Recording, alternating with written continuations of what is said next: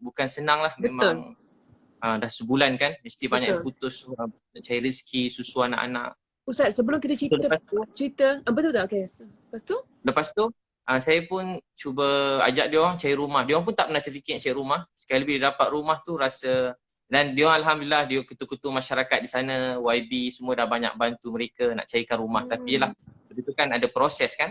Betul. Tapi alhamdulillah, saya tak apa, saya kata bila-bila dia orang pun dah janji ada nak buatkan rumah, tapi saya kata yalah, nak buat rumah musim PKP ni bukan boleh siap sehari rumah kan. Jadi saya pun bawa dia rumah sewa, dan saya pun carikan katil, tilam, cari barang-barang dapur semua sekali, belikan dekat pasar raya, terus letak kat rumah. Dia Ni pun last sekali ada tak video ni dekat Facebook ataupun YouTube Ustaz nanti? ada, saya letak kat Facebook. Sudah ada? Abid Liu tu. Ada. Baru yang tu dah masuk. Ada. Okay, nanti kita tengok. Last kali apa jadi dekat family tu? Lepas tu, biasanya dia orang macam terkejut. Bila cakap tu macam terkejut. Tapi saya suka bila last sekali. Walau dia keras, bukan keras. Macam dia macam faham tak faham apa terjadi. Last sekali mesti dia nangis. Bila dia nangis tu lah ubat hati kita. Anak-anak tu senyum. Tengok dia orang senyum tu jadi, tadi kita menangis tengok rumah dia. Saya dah tahu keadaan keluarga ni dah 2 hari. Bila terstop sekejap tu saya macam mana nak pergi juga. Saya ini fikir yang juga. Ada Ustaz kongsi dengan saya tu ke? Ada kita WhatsApp tu kan? Ya. Ada yang satu keluarga yang baru tu. Yang tu lah gambar. Ini tandas dia. Ini ke? Tu tandas itu. Betul ke rumah keluarga yang tandas, ni? Betul. Yang kita yang share tu. Ini rumah dia? Yang WhatsApp. Nah, tu rumah dia. Dan macam pondok tu sebenarnya. Kalau tarik canvas tu memang macam pondok tu buka 4 kayu je, 4-6 kayu. Ini kebun apa ni? Dia dalam kebun getah. Dalam sangat kebun getah. Kebun getah. Dalam kebun getah. Lepas tu saya cepat, saya pun balik sebab bila dah pergi satu tempat tu orang makin ramai datang kan. Macam yelah dia orang dengar Ustaz Abid Liu datang, dia orang pun sampai ramai-ramai gitu. Tengoklah tandas dia ni. Itulah tandas dia kan. Tengok kalau memang satu malam tak boleh tidur, menangis tengok tandas tu. Ya Allah Tuhanku. Ustaz. Tapi saya happy semalam Nova. Bila semalam keluarga dia hantar gambar, keluarga dia baca Yasin, dia sekeluarga dah duduk rumah baru. Dan dia orang pun doakan saya. Bila saya tengok tu saya kata inilah hadiah yang sangat bermakna dalam hidup saya. Saya selalu takut. Takut Allah marah, takut. Yelah kita bukan Kenapa sempurna. Ustaz takut Allah marah kalau bila Ustaz dah buat satu benda yang sangat besar untuk, lagi-lagi untuk mereka tu yang dah lama setahun duduk dalam keadaan macam tu. Kenapa Ustaz? Saya rasa macam kenapa dah setahun, bahawa ini saya tahu keadaan mereka dah setahun. Bahawa ini saya tahu. Jadi rasa bersalah. Jadi bila dia hantar baca Yasin semua sekali, saya rasa doa mereka tu buat saya rasa happy, gembira, dia kepuasan kan macam. Orang dia yang perasaan tu sampai jadi macam ketagih tau. Bila kena stop tu rasa macam, kalau kata macam rasa macam seronok tengok buat kerja tu macam satu hari. Saya pergi mana saya niat dalam masa 6 jam tu saya nak selesaikan mana-mana tak ada rumah terus carikan rumah macam tu. Okey Ustaz. So saya niat teruskanlah sampai ujung tahun ni. So niat saya macam itulah tahun ni punya niat yang baru begitu. Bila hari tu saya ada luahan, saya ada buat luahan lah. Saya cakap macam kenapa kita perlu hentikan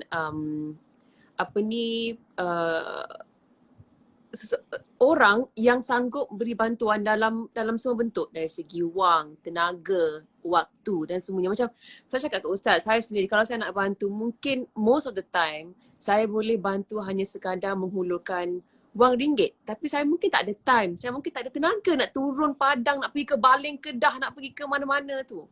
Nak cari rumah dalam kebun getah, saya tak ada, mungkin saya tak ada tenaga kudrat tu ataupun saya tak ada masa.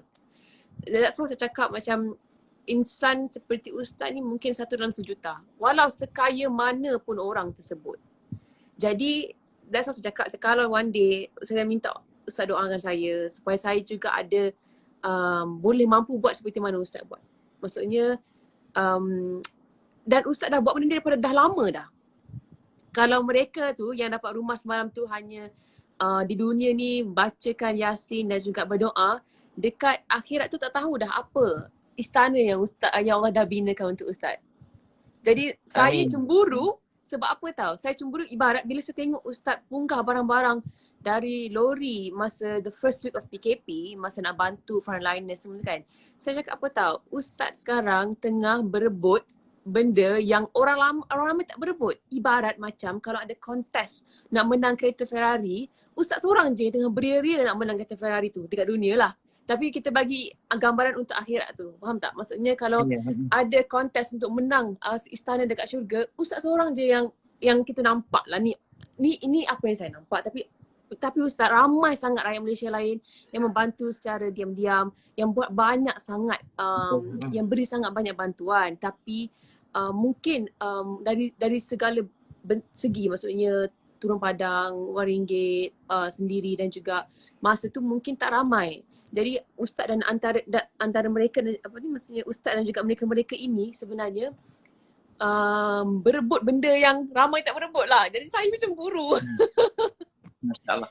Dan Nilofa pun dah banyak memberi semua sekali kan. Allah, yalah saya tahu Nilofa punya apa dipanggil, ni lah, banyak telah memberi, berkorban, bantu ramai kat luar sana. Kita sama-sama sebenarnya, ramai yang buat, saya tumpang-tumpang je. Ustaz, Tapi saya rasa macam ramai tak yang menghulurkan bantuan melalui saluran ustaz ni? ya Alhamdulillah, mula-mula saya memang infak. Niat asalnya saya niat, saya sebenarnya pada dulu buat kerja macam ni lah. Memang daripada saya kecil, memang inilah minat saya.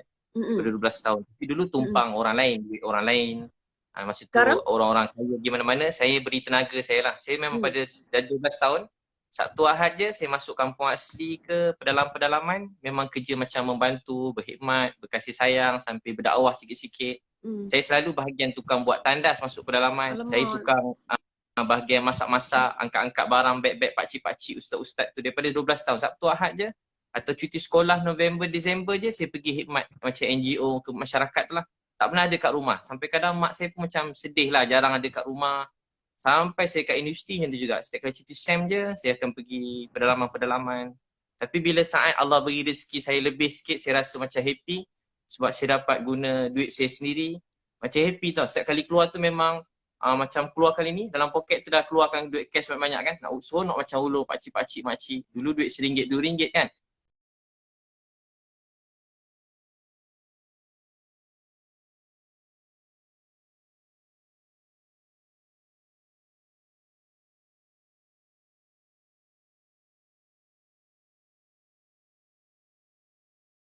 Pada bos-bos Shell ni.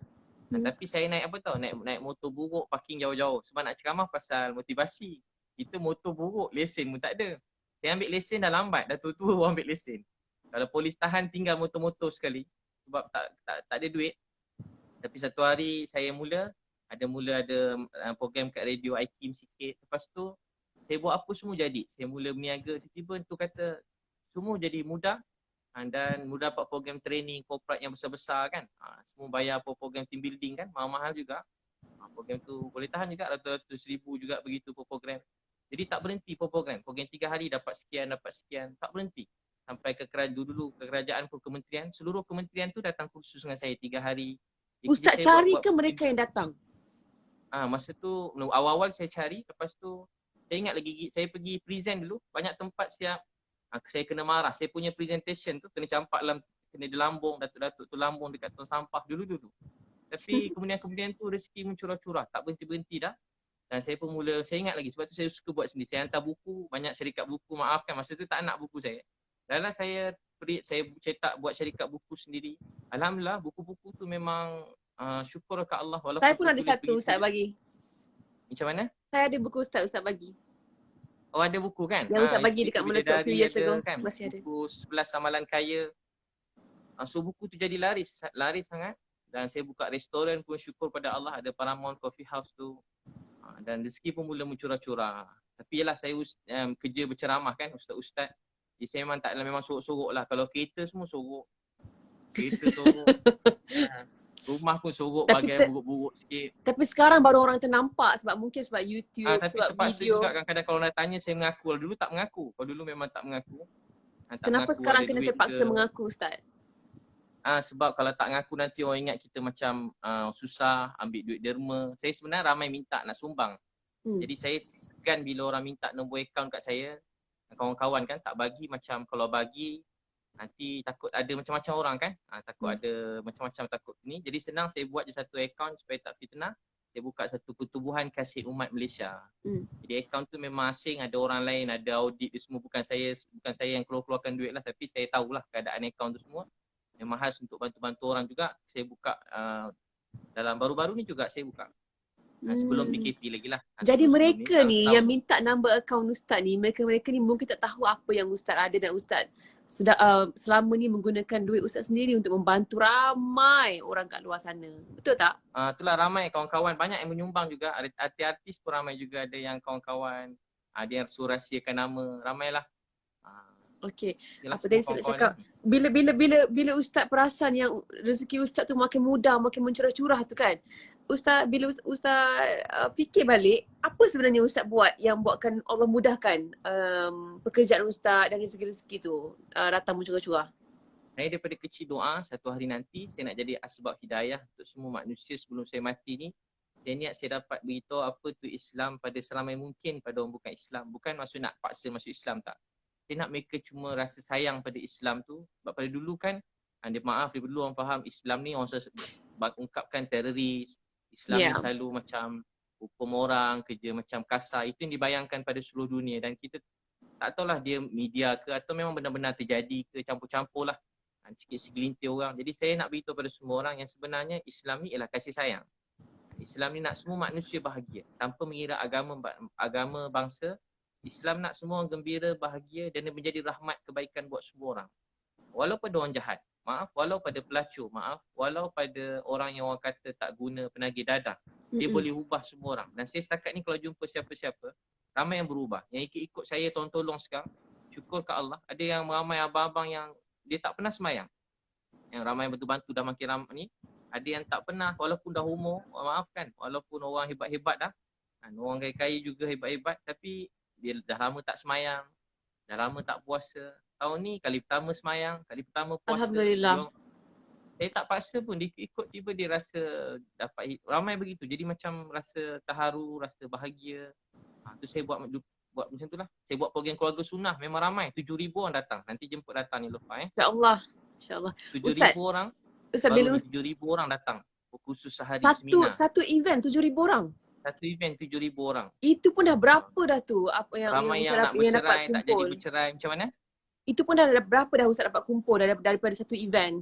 Dan duit tu juga yang Ustaz dapat bantu mereka ramai bagi Kita pun rumah, buat event. sewa rumah. Tu kata orang kadang ingat macam sewa dewan murah kan. Dah tentu kalau saya buat event, saya buat macam konsert juga. Pentas macam konsert. Kurang-kurang 200,000 juga persiapan apa tu. Lampu-lampu. Lighting and all that, 200,000. Orang kadang bayangkan sewa dewan 10,000. Ya, Macam dewan ratus-ratus kahwin ribu zaman dulu for sure, kan. yeah. Tak ada, bukan. Dewan sekarang paling kurang harga harga 120,000. Kalau dewan maib yang besar sekarang jadi tempat PKP ni, COVID ni. Jadi dewan semua sekali. Tapi memang banyaklah dapat. Kalau bayangkan kalau begitulah. Kalau 7,000 orang, seorang RM100 kan. Jadi dah 700,000 kan. Betul. Dah RM700,000. Yalah. Satu hari punya program. Alhamdulillah. Murah rezeki, tapi bukanlah macam ceramah. Kalau ingat saya buat kerja ceramah kat masjid, kuliah-kuliah. Fokus saya bukan begitu. Itu tambahan je lah. Keutamaan itu kalau orang nak sangat saya pergi. Tapi keutamaannya pada program training, motivasi. Semoga lebih ramai anak-anak Melayu ataupun rakyat Malaysia, anak-anak Islam lain dekat di Malaysia ni yang akan menjadi orang kaya raya dan juga orang yang dermawan dan yang boleh membantu ramai yang lain. Ustaz tahu tak, kalau tadi Ustaz punya doa Nilofa pun orang paling kaya juga ni dalam Malaysia kan? Masya Allah, saya masih lagi bekerja Ustaz untuk jutawan yang kaya ni membantu saya sampai luar negara semua sekali. Tahniah Ustaz, cakap pasal luar negara dan juga saya sebenarnya Ustaz, saya 5 tahun lepas masa saya pertama kali pergi ke New York, masa tu pertama kali saya nak keluar, saya sampai daripada airport sampai dekat rumah, dekat apartment saya sewa for 1 month, 1 bulan saya sewa. Saya takut nak keluar sebab masa tu tengah teruk tentang teroris, masa tu tengah ada isu orang tengah tembak-tembak orang Islam and all that, sampai dekat masjid dia pergi tembak kat masjid di New York sendiri pada ketika itu 5 tahun lepas. Dan saya sampai seorang diri di New York dan masa tu saya nak keluar dekat New York City Center sendiri, saya takut macam mana orang nak macam manakah tanggapan mereka ni terhadap saya perempuan yang bertudung seorang-seorang jalan dekat New York. I was really scared, sangat-sangat takut. Memang berdebar lah Ustaz, tapi saya kuat dengan hati saya, cakap you know what, Allah akan jaga aku. Tapi kalau betul lah aku kena attack ke kenapa ke, dan kita redha lah. Dan saya kuatkan hati saya jalan, tapi surprisingly pada hari yang sama ramai orang kat sana kan diorang macam diorang punya they're very open minded. Ramai ni orang-orang yang bukan Islam, orang yang berkulit hitam, orang Mat Salleh yang tegur saya yang macam, oh you look so beautiful, yang tegur, and then diorang pandang tudung tu bukan sebagai simbol macam nak cakap, macam mungkin satu fashion ke ataupun berlainan dengan mereka yang lain ke.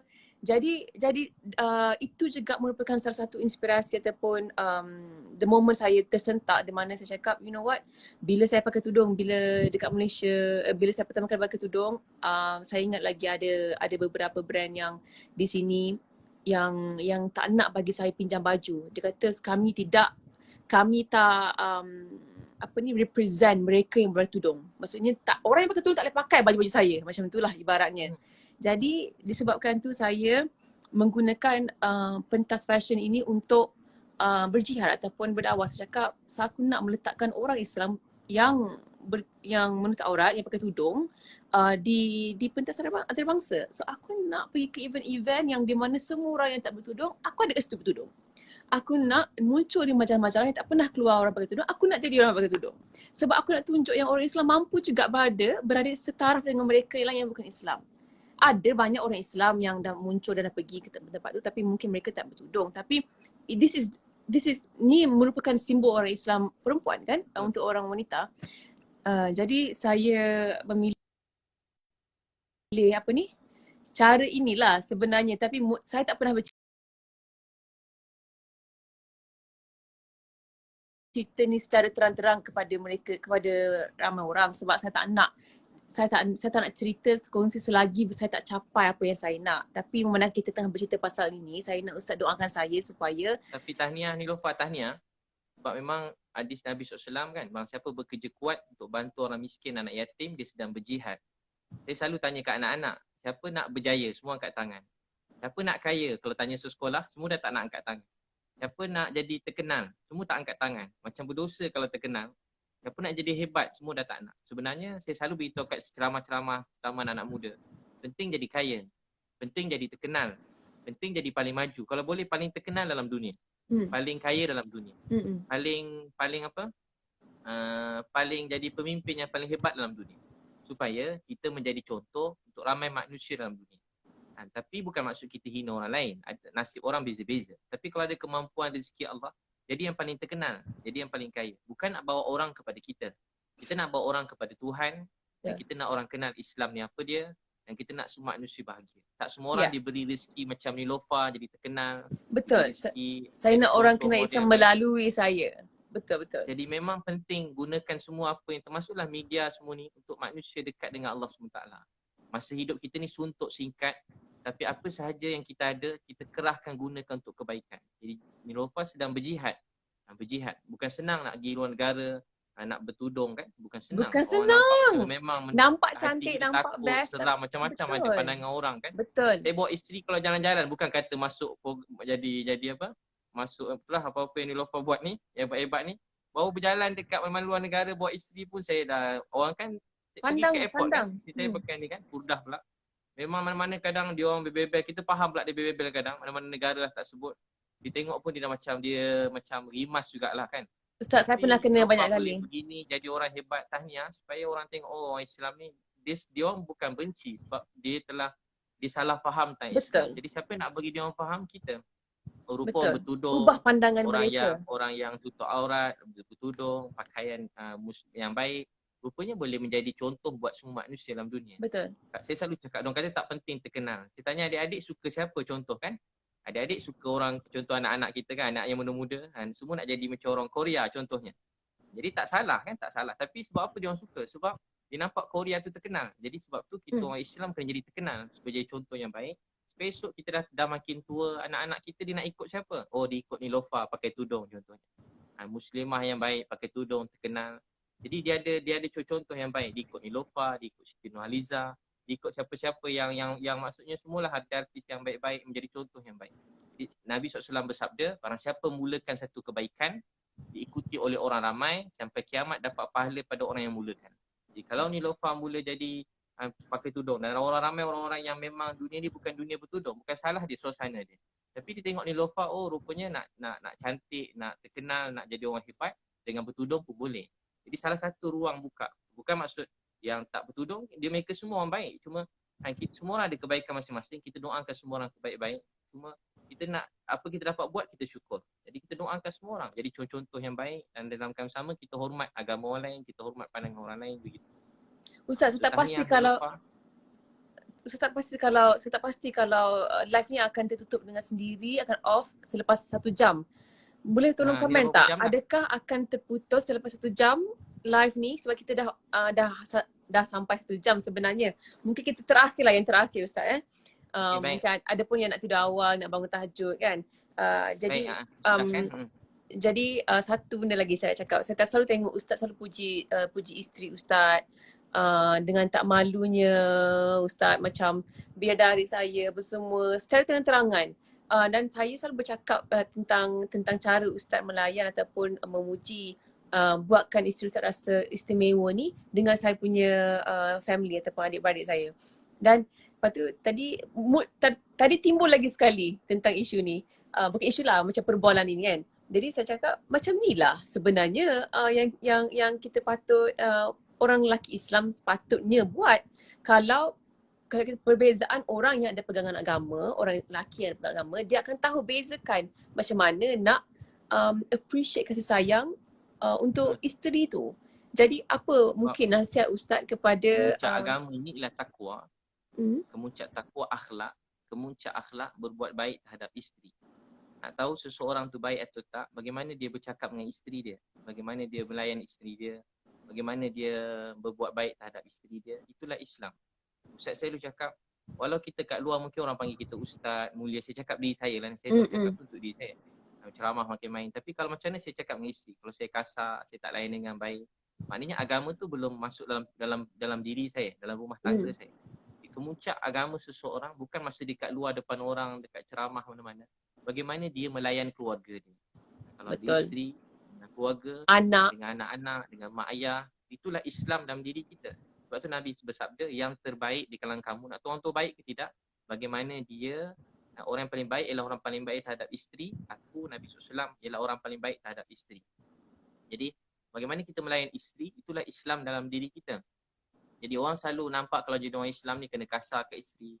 Ada orang buat isteri macam hamba. Ada yang kat luar baik, masuk rumah disepak isteri, terbang bawah meja, terbang atas kat terbang, habis mengamuk jadi kasar. Asal dengan isteri je jawab telefon dah jadi kasar.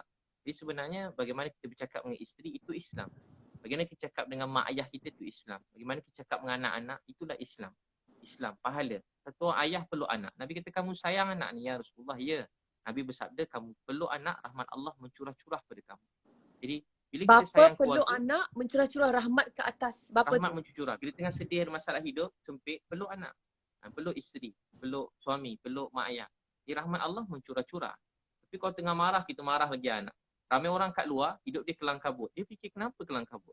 Oh, rupa-rupa dia tak ingat masa sebelum ke rumah tadi dia maki anak dia. Dia maki isteri dia. Isteri pun tak boleh jawab sebab isteri dia lemah, tak boleh jawab. Sebab tu doa yang dilihat oleh Allah, doa orang yang lemah. Selalu lemah ni isteri kat rumah. Isteri kuat mana pun, tapi kalau suami dia marah, dia jadi lemah juga. Termenung, dia sakit kepala dia, jadi teruk. Jadi orang-orang yang macam ni nampak tak ada kuasa. Isteri, anak-anak kan macam tak ada kuasa nampak selalu dalam ni. Tapi orang macam ni kalau mereka berdoa sesuatu untuk suami, untuk keluarga, rezeki tu berkat. Sebab tu saya selalu sebut, orang yang sayang isteri dia, hormat isteri dia, jaga kepercayaan isteri dia urus dengan baik, nanti Allah beri rezeki dia mencurah-curah. Sebab tu kalau suami nak sesuatu, isteri dia nak, jadi cepat dapat. Tapi kalau suami dia nak, isteri dia tak nak, biasa lambat sikit dapat. Jadi sebab apa? Sebab satu hati dalam keluarga. Sebab tu keluarga ni ialah kemuncak agama dalam diri kita. Bagaimana kita melayan keluarga, itulah Islam. Sebab tu waktu ni rezeki Allah, kita dapat banyak masa bersama keluarga kan. Jadi sebab tu jangan kena tunjuk contoh yang baik. Saya memang saja, kalau orang tanya ustaz nak tunjuk, memang saya saja tunjuk. Sebab saya dengar Nabi bersabda, siapa jadi contoh yang baik sampai kiamat dapat pahala. Jadi saya memang saja tunjuk perkara yang baik-baik supaya orang tahu, oh tak salah rupanya kalau suami yang masak, tak salah kalau suami itu sapu rumah, tak jadi hina pun kalau kita pergi buang sampah. Dan takkan jadi hina kan kalau kita puji isteri kita. tak jadi. Karena orang anggap benda tu macam tak baik, tak patut. Sebenarnya tu agama dalam diri kita. Jadi Mungkin kita sebab kena buat supaya Allah sayang kita. sebab mungkin Ustaz pemahaman ramai lelaki Melayu lelaki Malaysia lah kan di sini kan isteri yang kena buat kerja-kerja rumah, suami keluar kerja. Jadi bila balik tu kebanyakan kerja tu di isteri yang tanggungjawab isteri macam tu. Kita punya pemahaman daripada kecil kat drama TV pun tunjuk benda sama. Mungkin atuk nenek ataupun mak ayah kita pun buat benda yang sama. Sebab itulah ramai salah faham. Oh ini bukan kerja aku, ini kerja isteri aku tak boleh buat kerja ni kerja perempuan. Jadi sebenarnya kena sebuah keluarga kan dia sibuk memberi kan. Sebagai saya cakap sebagai suami sibuk memberi. Isteri pun sibuk memberi. Dan hidup kita untuk redha Allah. Yang penting kita dapat bawa isteri alarang kahwin dia sampai syurga. Pegang tangan isteri sampai masuk syurga. Dunia ni tak lama kan. Banyak orang-orang yang besar-besar, kaya-kaya, hebat-hebat pun dah tak ada dalam dunia. Atuk nenek kita dah tak ada. Mak saya dah tak ada. Orang saya sayang. Sayang betul dekat saya. Saya pun sayang kat dia. Tapi dia dah tak ada. Satu hari semua mesti pergi tinggalkan dunia ni. Tak ada orang yang kekal dalam dunia. Jadi apa yang berharga dalam dunia ini ialah bilik kasih sayang, kebaikan, cakap lemah lembut, kita mendoakan kebaikan, bangun malam menangis pada Allah, saling hormat menghormati, rasa sayang pada semua orang. Bila kita buat begitu, Tuhan sayang kita. Kita sayang pada semua orang. Pertama keluarga kita. Mulakan daripada rumah tangga, dengan jiran-jiran. Kita banyak mengalah. Tak jadi hina kita memaafkan. Riwayat Bukhari, ada orang masuk syurga. Sifat dia apa? Memaafkan. Sifat dia apa? Memaafkan orang lain. Dia ingat dia tak ada amal lain. Rupanya dia memaafkan orang. Itulah. Terima kasih Nilofa. Semoga Allah terima. Kita doa sama-sama. Mudah-mudahan Allah terima kita. Ya awal al-awwali. Baik. Terima kasih banyak-banyak Ustaz. Semua ilmu. Ya akhir al-akhirin. Ya zal quwwatil matin wa ya rahimal masakin. Ya arhamar rahimin. Ya Allah Tuhan kami yang sangat sayang kami. Tak ada siapa yang pernah sayang kami seperti mana Engkau sayang. Ya Allah, ampunkan dosa-dosa kami, mak ayah kami, isteri kami, keluarga kami. Pandang kami kasih sayang belas rahmat-Mu ya Allah. Kami tahu ujian ni sebab Engkau sayang kami. Tolonglah ya Allah COVID-19 ni Kau angkatkanlah ya Allah. Kau hilangkan ya Allah. Kau sembuh sihatkan, kembalikan kami seperti hidup kami sedia kala ya Allah. Bantu orang miskin, anak yatim ya Allah. Ada orang lapar, susah kat luar sana. Kami makan kenyang, tidur lena, ada orang susah. Maafkanlah kami ya Allah. Kami tak tahu berapa baki masa kami yang tinggal. Gunakanlah sisa-sisa hidup kami, baki hidup kami untuk bantu sampai mungkin manusia dalam dunia. Ya Allah, satukah hati kami yang kasih sayang. Semua orang baik ya Allah. Maafkan kami yang tak baik. Maafkan kami. Orang baik-baik ya Allah. Satukah hati yang kami kasih sayang. Satukah hati kami seluruh rakyat Malaysia ni. Seluruh dunia ya Allah dengan kasih sayang. Ya Allah, Nabi Muhammad dah tak ada ya Allah. Kami rindu kat Nabi ya Allah. Ya Allah, Nabi Muhammad susah dah pergi ya Allah. Ya Allah, kami rindu kat Nabi. Hari kami cerita pasal Nabi. Biar akhlak kami tak macam akhlak Nabi. Maafkanlah kami, jangan tolak kami. Ya Allah, maafkanlah kami. Kami cuma nak Engkau redha, sayang kami, bantu kami. Ya Allah, bantu orang miskin, anak yatim ya Allah. Ya Allah, bantu orang miskin, anak yatim ya Allah. Maafkanlah kami. Kami lemah, naif, kami mengadu pada Engkau. Ya Allah, tolonglah kami. Ya Allah, mudahkan berkat ke rezeki kami. Beri kami kekayaan di sisi. Supaya kami dapat bantu saya mungkin manusia dalam dunia. Jadikan matahari hidayah. Orang melihat kami dapat kebaikan Islam. Orang mendengar cakapan kami, lihat tingkah laku kami, beri mereka Islam. Wahai Allah, bantu kami, sungguh jangan tolak kami. Ya Allah, satukan hati kami kasih sayang. Mudahkan hidup kami, berkat ke rezeki kami. Beri kami menjadi sumber matahari hidayah buat semua manusia dalam dunia sampai kiamat. Wahai Allah, rahmatilah kami. Yang sakit kau sembuhkan. Yang sedih kau bahagiakan. Ada masalah kau pemudahkan. Ya Allah, bantu kami semua ya Allah. Bantulah kami ya Allah, rahmati kami, hajat-hajat kami yang baik dunia akhirat kau kabulkan. Yang Rasulullah Alhamdulillah. Itulah mudah-mudahan ramai tengok 51,000, 60,000 Alhamdulillah. Orang nak tengok. Mudah-mudahan jadi asbab kebaikan untuk kita semua. Amin ya rabbal alamin. Terima kasih banyak Ustaz. Terima kasih banyak. Semoga live yang pertama Ustaz ni dapat memberi manfaat dan inspirasi kepada banyak orang insya-Allah. Amin. Mudah-mudahan kan. Mudah-mudahan jadi asbab kebaikan hidayah. Terima kasih sekali lagi saya cakap. Bila video-video Ustaz yang membantu orang tu membuka mata hati saya dan juga mata saya untuk ada satu cita-cita baru. Cita-cita baru iaitu menjadi seorang yang dapat membantu seperti Ustaz. Mudah-mudahan kita sama-sama ni Lofa, pakat-pakat kawan-kawan yang lain, ustaz yang lain, artis yang lain. Kita bantu seramai mungkin kan. Mana tahu kita orang ya biasa-biasa tapi mudah-mudahan sebab doa-doa orang miskin, doa-doa anak yatim, doa orang susah-susah ni, anak-anak kecil yang terbiar. Mudah-mudahan sebab doa mereka kita dapat sesuatu di akhirat nanti mudah-mudahan. Amin. Lupa pun teruskan semua kebaikan, kebajikan semua sekali. InsyaAllah. Ustaz doakan saya ya. Amin. Apa lagi? Terima kasih Ustaz. Selamat Baik, berpuasa. Assalamualaikum. Oh, kan live tak pandai. Okay, bye. Bye.